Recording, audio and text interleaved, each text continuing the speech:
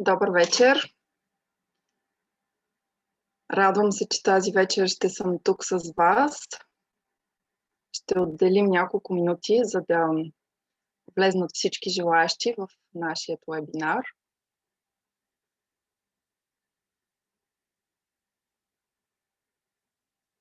Чудесно! Виждам, че започвате да влизате в вебинара.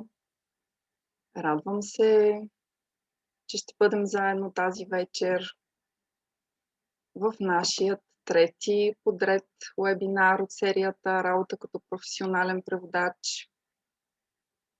Ще изчакаме няколко минути, а докато чакаме всичките да се съберем, ще се радвам тези, които вече са в вебинара, да споделят с мен откъде са, от Пловдив, от София или от други краища на страната. В чата може да запишете откъде сте. Знаете, че нашите вебинари се записват. Можете да ги изгледате отново, ако нещо полезно сте срещнали и не сте го запомнили. Там аз виждам, че има хора, които са дори извън България, които гледат нашите вебинари, което е страхотно.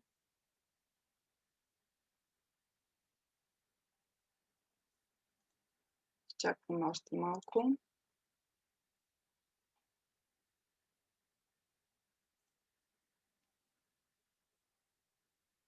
Никой не иска да се престраши и да сподели откъде е.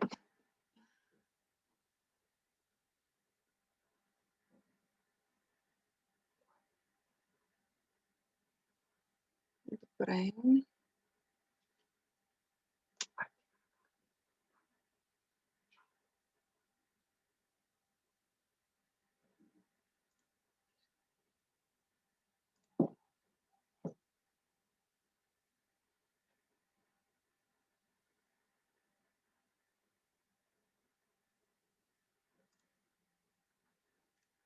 Здравейте, Николай!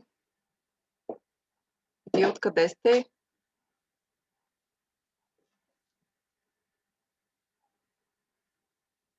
Добре. Мисля, че можем да започнем. Ако от Пловдив, добре, чудесно. Николай, приятно ми е. Надявам се, че ще намерите вебинар за полезен. Аз мисля да започваме. Който се присъедини към нас, мисля, че няма да изпусне съществена част от вебинара, защото първите няколко слайда ще бъдат по-обща информация. И така, това е нашият трети поред вебинар от серията "Работа като професионален преводач. Съвети и полезни практики". Организирани са вебинарите от Агенция за преводи Alltrans и се провеждат всеки последен четвъртък от месеца от 7 до 8 часа в платформата Zoom. Искам да ви предупредя, че вебинарът се записва. Може да отговаряте на въпросите към вас в чата. Ако искате нещо да споделите, можете да вдигнете ръка, а също така може да задавате и въпроси в секцията Q&A. Искам да ви споделя, че нашата така голяма мечта за портал с ресурси за преводачи вече е факт. myalltrans.bg. Там можете да намерите полезни статии за стилистични указания, езикови правила в български език, инструкции за работа с преводачески софтуер, както изисквания към професионалните преводачи. Също така можете да намерите блог статии, които са въз основа на нашите вебинари и, разбира се, информация за вебинарите, предстоящите вебинари, както и записи на вече минали такива. Също така искам да ви поканя да се присъедините, ако все още не сте го направили, към нашата Facebook група "Работа като професионален преводач. Съвети и полезни практики". Група, където можете да откривате информация за всичко, което ние споделяме в нашия портал, както и полезни събития от света на преводачеството и работата като професионален преводач. Това не е група, в която да споделяме обяви за работа, а само информация за това как да ставаме професионалисти и да бъдем все по-добри. И така, нека да преминем към темата на тази вечершния вебинар — автобиографията, която печели проект. Съвети и практики при кандидатстване. Аз се казвам Надя Рангелова, собственик и управител на агенция за преводи Олтранс. Завършила съм бакалавър английска филология, магистратура лингвистика и превод в Пловдивския университет, преводач и редактор и копирайтер. Занимавала съм се с подбор на кадри към агенция за преводи Олтранс. В момента се занимавам с маркетинг и реклама към агенцията. А преди да започнем, да зададем въпроса защо автобиографията е толкова важна. Защото тя грабва моментално вниманието, заявява конкретни квалификации и умения, изброява релевантни на обявата постижения и изгражда един цялостен образ на професионалист. Как да изготвите автобиография, която да ви спечели проект? Ще помоля тук за вашето участие да отговорите на един въпрос. Според вас, кой елемент от вашата автобиография е най-важен, когато кандидатствате за определен проект? Отговорите, между които може да избирате, са трудов стаж, образование и квалификации, всички постижения до момента, всички професионални и лични умения, препоръки. Всичко е важно. Нека само да се обърна към моя технически помощник тази вечер. Да, защото виждам, че не успявате да гласувате. Да, вече сме отстранили проблема. Добре. Виждам, че започнахте да гласувате.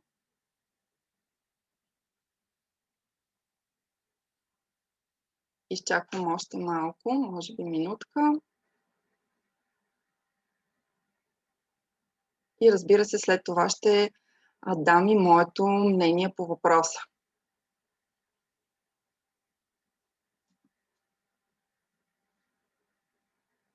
Така, сега да видим какви са резултатите. 83% от вас споделят, че всички професионални и лични умения са важни и 17% от вас трудовия стаж. Никой не е гласувал за някои от другите отговори. Добре.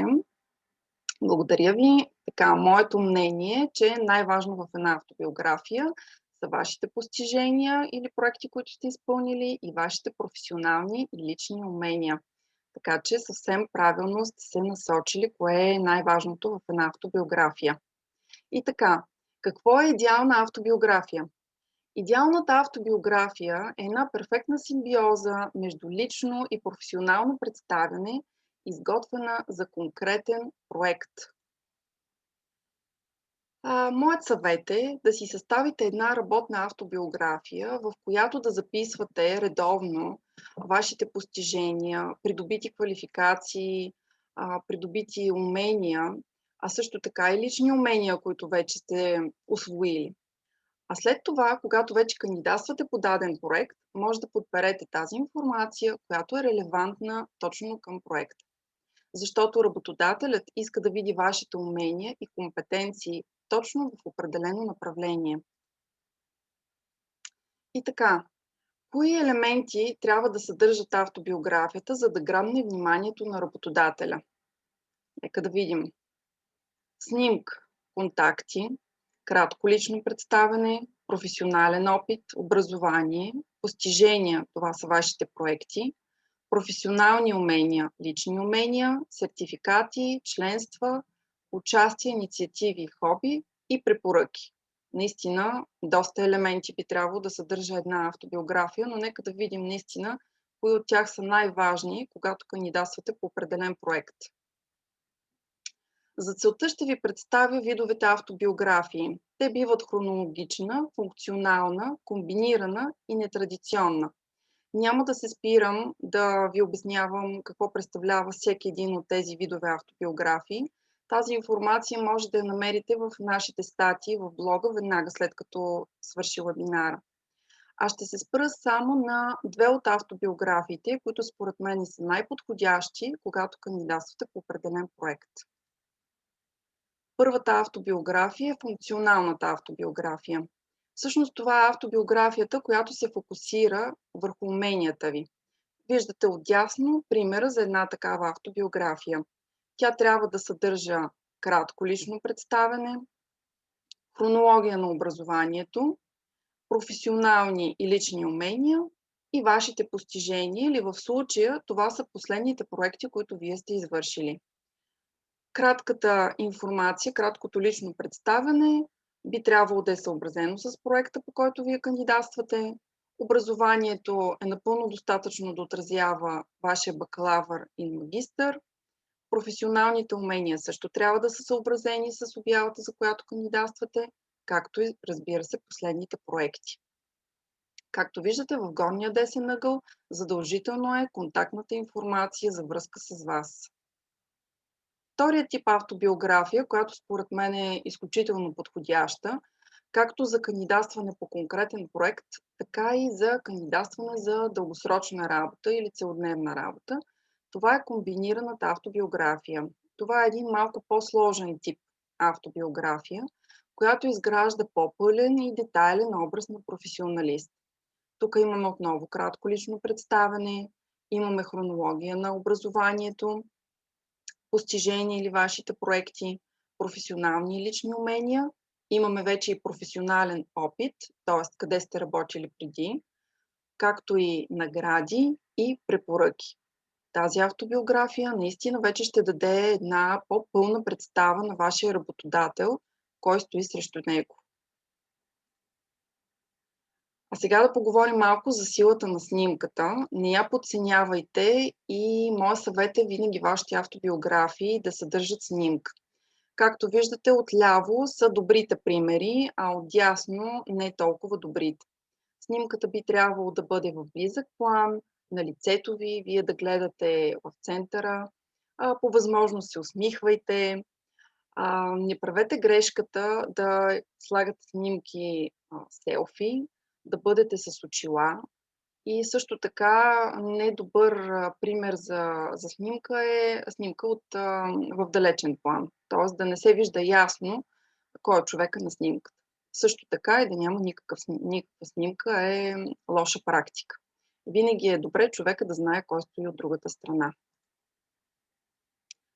Поговорим малко за краткото лично представяне.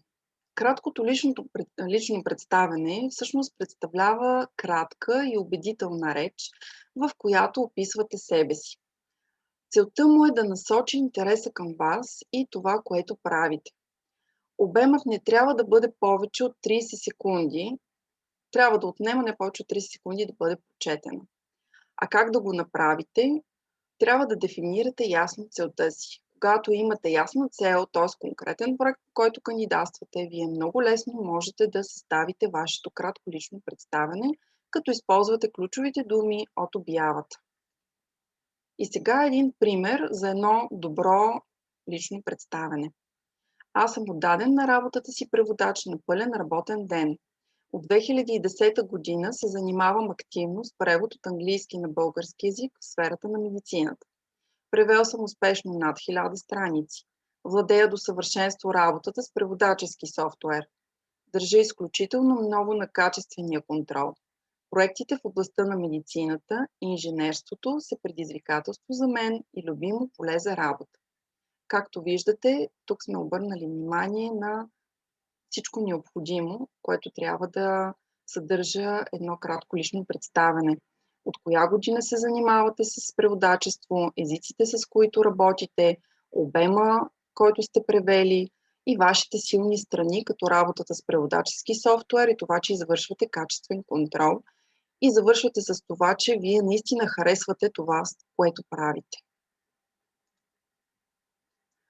Да кажем две думи за опита. Трябва да отбележите задължително в описанието на проектите си езиковата комбинация, обемът им, времето за изпълнение, което са ви отнели, областта на превода, използван софтуер, спазването на изискванията на клиента и ако е имал някакъв специфичен метод, по който сте работили. Разбира се, ще отбележите тези неща, които знаете. Но това е много добре, защото по това клиента всъщност ще се ориентира какви са вашите умения да извършите даден проект. Относно образованието. Образованието се подрежда, като се стартира от последното завършено такова. Това може да бъде докторантура, магистър, бакалавър или гимназия. Съветът ми тук е да не добавяте гимназията, освен ако тя не е свързана пряко с проекта, за който кандидатствате. Това може да бъде езикова гимназия или ако сте завършили гимназия в чужбина или пък специализиран техникум в областта на проекта. Тогава наистина гимназията ще бъде от плюс за вас и е добре да бъде спомената. Езиците, които владеете, когато отбелязвате езиците, които владеете, е задължително да използвате стандарта на общата европейска езикова рамка за владеене на чужд език. Нивата на владеене на чужд език можете да видите от страницата, която съм цитирала тук. Тук е място да отбележа, че всички полезни връзки от вебинара днес ще получите в имейл след срещата ни. Съветът ми е винаги започвайте с езика, който владеете най-добре. А сега да обърнем малко внимание на толкова важните професионални и лични умения.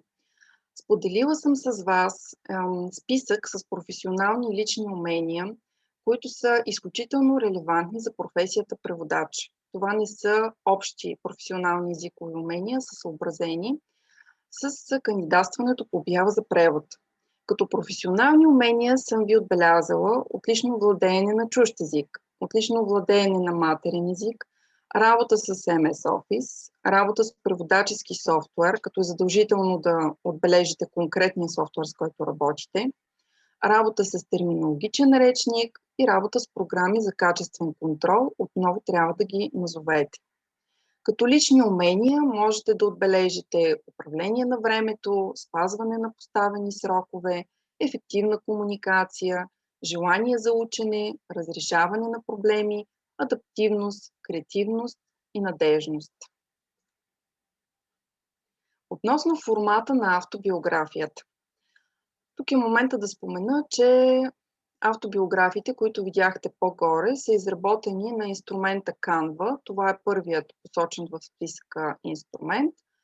Той е лесен за работа, можете да го използвате и за български, и за английски език и да приложите малко повече творчество, когато изготвяте своята автобиография. Всичките източници от списъка, който съм ви подготвила, са безплатни и можете да ги използвате свободно.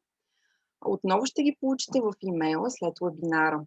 Тук съветът ми е да изпращате на своят работодател PDF формат. Не използвайте doc формат, защото е много вероятно таблиците, схемите, графики, ако имате в него да бъдат разместени и всъщност вашият клиент да не получи автобиографията във вида, в който вие сте подготвили и бихте искали той да я види. Затова изпращайте PDF формат, за да сте сигурни, че всичко ще се запази както трябва. Така, това, което задължително трябва да съблюдавате е, когато подготвяте вашата автобиография, е да използвате ключовите думи от обявата за проекта. Това ще направи много добро впечатление на вашия клиент и всъщност ще бъде доказателство, че вие сте я подготвили специално за тази обява. И винаги проверявайте написаното за правопис и пунктуация. Все пак вие сте преводачи или редактори и всъщност написаното във вашата автобиография е доказателство, че и преводите, които вие ще изготвяте, ще бъдат със същото качество. А сега нека да поговорим малко за набора от документи при кандидатстване или какво трябва да имате готово под ръка, за да не губите време, когато кандидатствате по конкретен проект.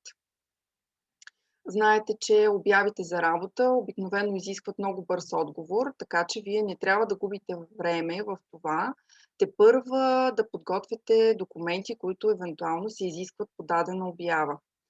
Затова трябва да имате подготвени актуална обща автобиография, дипломи, които искате да приложите, обикновено бакалавър и магистър, сертификати за владеене на езика, ако имате такива, професионални квалификации и препоръки. Моя съвет е да ги имате сканирани, съхранени някъде на вашия компютър, за да може, когато кандидатствате по дадена обява, единственото, което трябва да направите е да ги прикачите. Регистрация в портали за работа. Да видим тук какви стъпки и похвати е хубаво да спазвате. Отделете време, за да попълните всички стъпки от регистрацията, когато се регистрирате в даден портал за работа.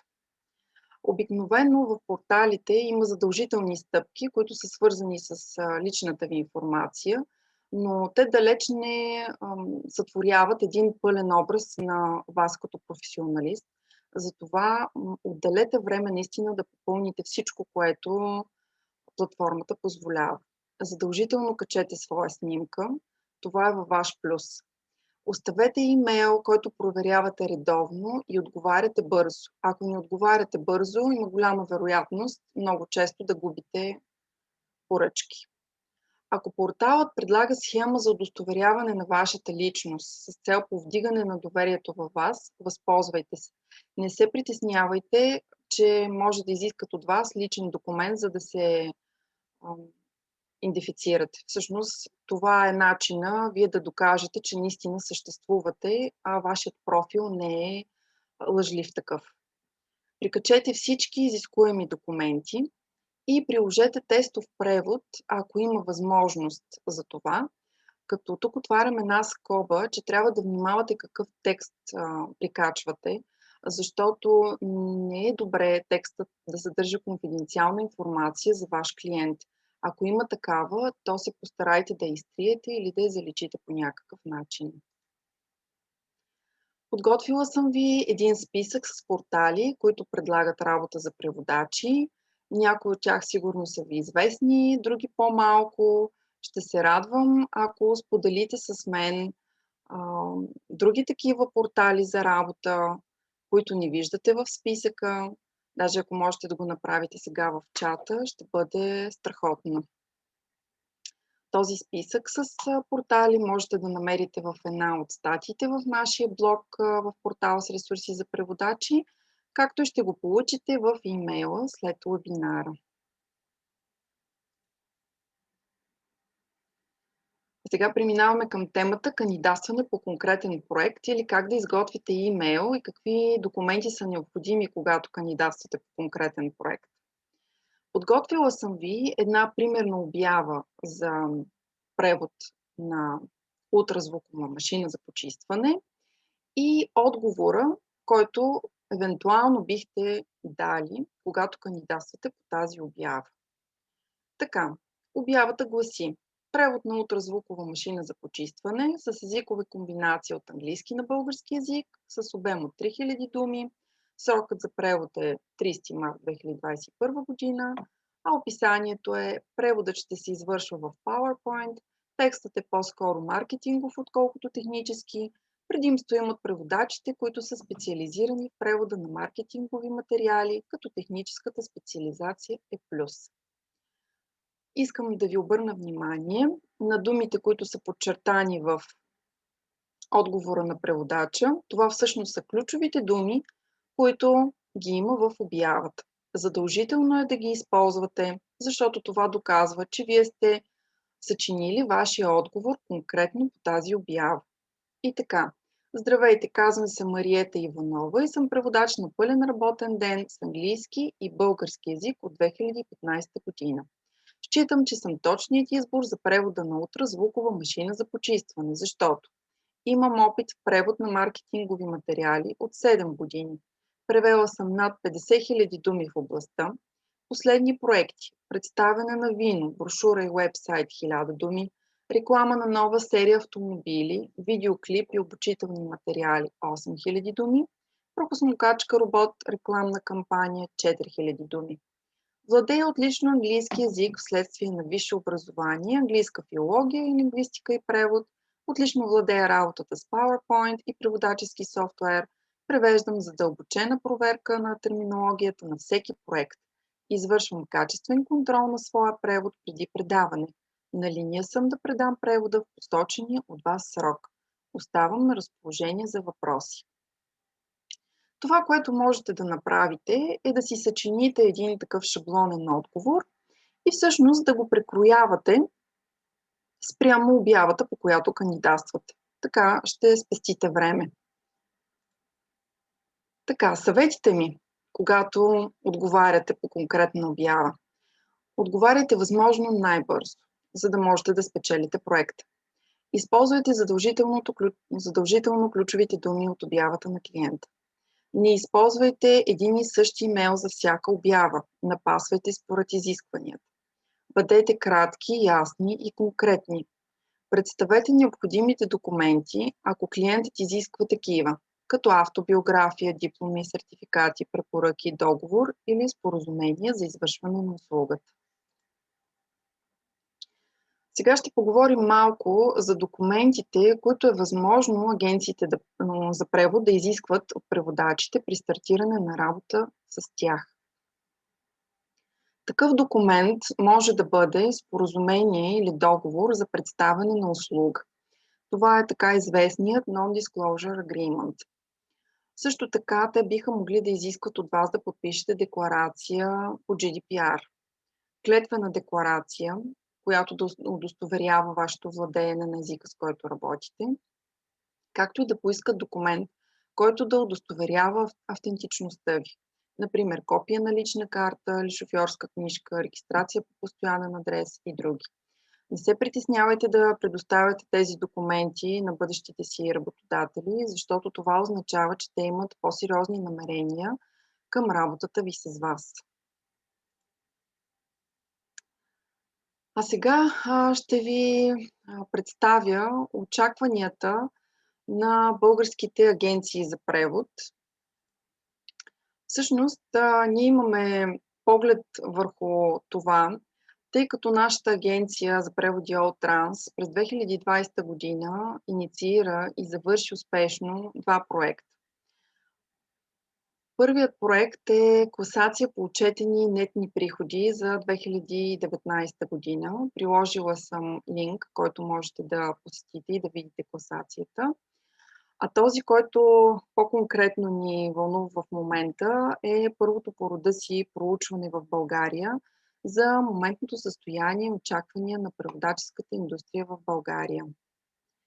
И всъщност фирмите, които взеха участие, преводаческите агенции, които взеха участие в това проучване, на база на техните отговори, ние всъщност извадихме следните следните резултати. Всъщност ние ги попитахме кои фактори за тях са важни при взаимоотношенията им с изпълнителите на свободна практика и степента на удовлетвореност от тях. Получихме следните отговори.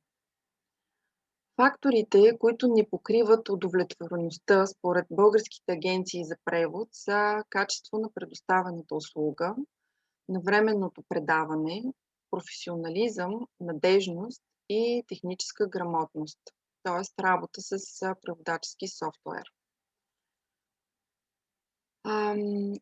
Факторите, които показват удовлетвореност, са бърза комуникация, лесна съвместна работа, партньорство, гъвкавост в условията, съгласие за работа с системата за управление на проекти на агенцията и допълнителни сертификати и членство.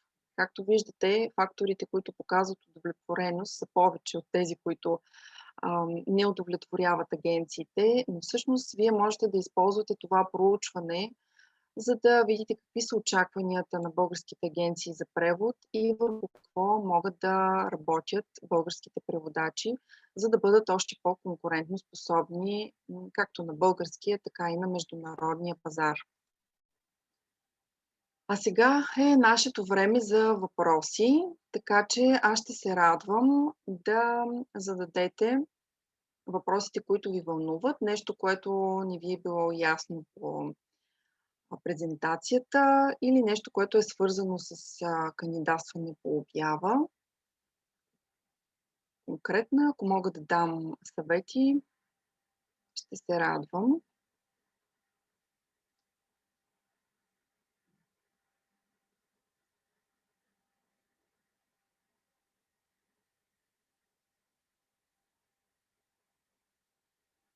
Разбира се, ако сега се притеснявате или пък нямате готов въпрос, който да ми зададете, е възможно да ми го изпратите в последствие на моят имейл. Ще се радвам да ви бъда полезна.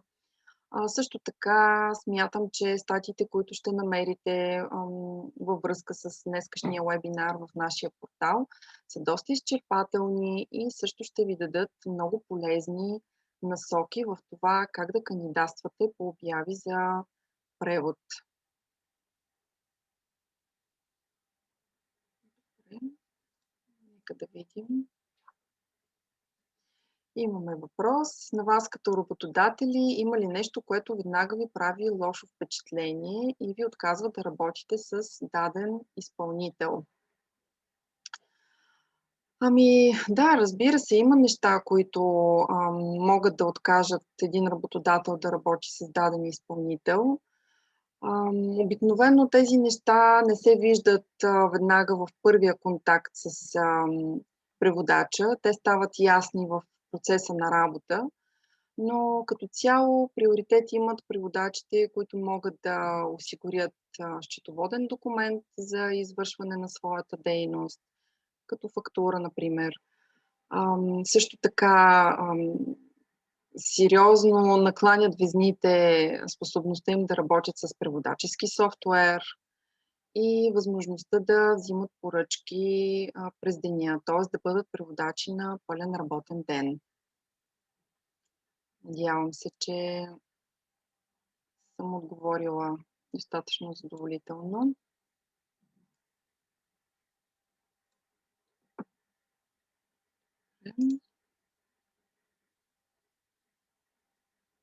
Ако някой реши, може да се включи и след малко с въпрос. Аз ви благодаря за вниманието и тъй като вашето мнение е важно за нас, ще се радвам да отговорите на нашата анкета за това дали ви е харесал вебинарът.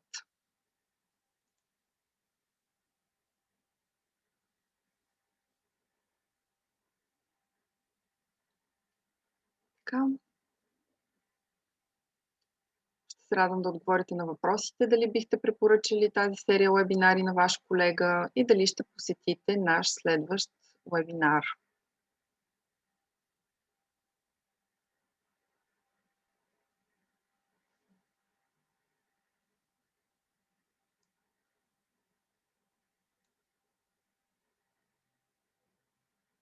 Изчаквам още няколко секунди.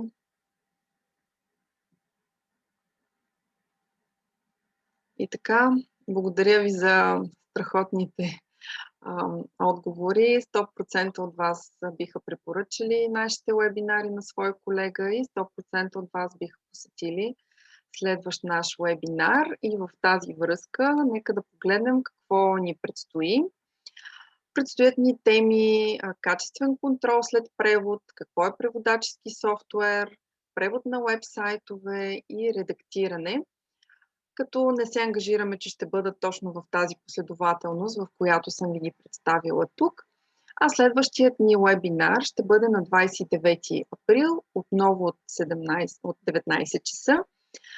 А пък ще се радвам, ако предложите и тема, която ви вълнува на rangelova@alltrans.bg. Ще се радвам наистина да споделите какво ви вълнува и ако можем да я вместим в нашата програма за вебинари. Ами благодаря ви много, че бяхте тази вечер тук с мен. Надявам се, че ви бях максимално полезна. Очаквайте статиите в нашия портал с ресурси за преводачи и до нови срещи!